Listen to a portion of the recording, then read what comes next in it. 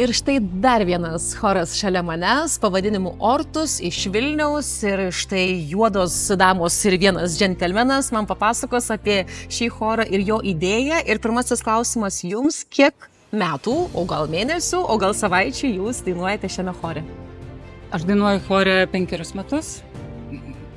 Skaičiuoju, kad nuo tada, kai mes iš tikrųjų ir tapome choru, nebe ansambliu. Tai chorų, nes jūsų padaugėjo? Taip. Taip. Ir kas labiausiai džiugina jumis būnant šioje bendruomenėje kartu su savo bičiuliais? Man labiausiai patinka patirti muziką ir atrasti, kaip jie gali veikti žmoguje, kaip bendruomenė žmonių muzikuojanti, ką gali atiduoti. Tiesiog tai yra tam tikras muzikos mokymasis, patirianti.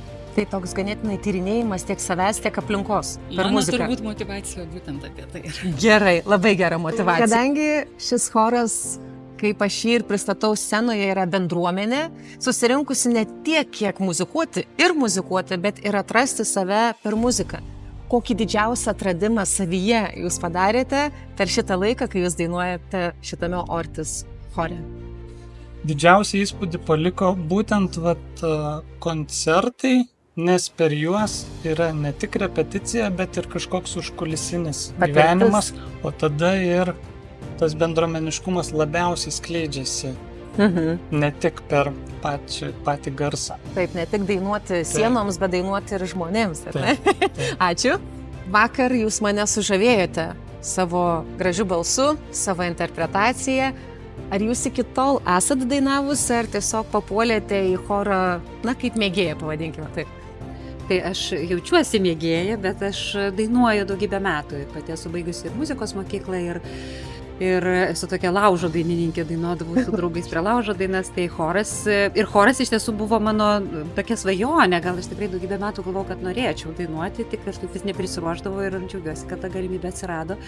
Ir čia jau, taip sakant, visaip kaip galiu save realizuoti ir dainuoti, ir bendruomenę atrasti, ir tyrinėti, ir būti tokia tikrai, aš kartais net mėgstu sakyti, man choras yra ir tokia terapinė proceso dalis. Čia tikrai yra ta muzika padeda ir kažkaip suvirškyti dienos įspūdžius ir savaitės, ir kažkaip tai nusiraminti, atrasti savyje tokių resursų, tai čia yra tikrai tokia labai įvairiapusė patirtis. Ačiū. Ir vadovė štai, ir ne tik vadovė, bet ir kūrinių aranžuotoja, ir kūrėja, ir kompozitorė, ir jų pritaikytoja, ir netgi publikos užvedėja, sakyčiau. Ir vakar jūs mane įtikinot, kad gali dainuoti visi. Jūs taip gražiai įtraukėte salę dainuoti. Ir kas jums yra šitas choras? Kokią realizaciją jūs norėjote perteikti ir perteikėte per šiuos žmonės? Man labai įdomu tyrinėti mėgėjus, norinčius dainuoti chore, ir kartais tie mėgėjai labai bijo savo balsą išreikšti.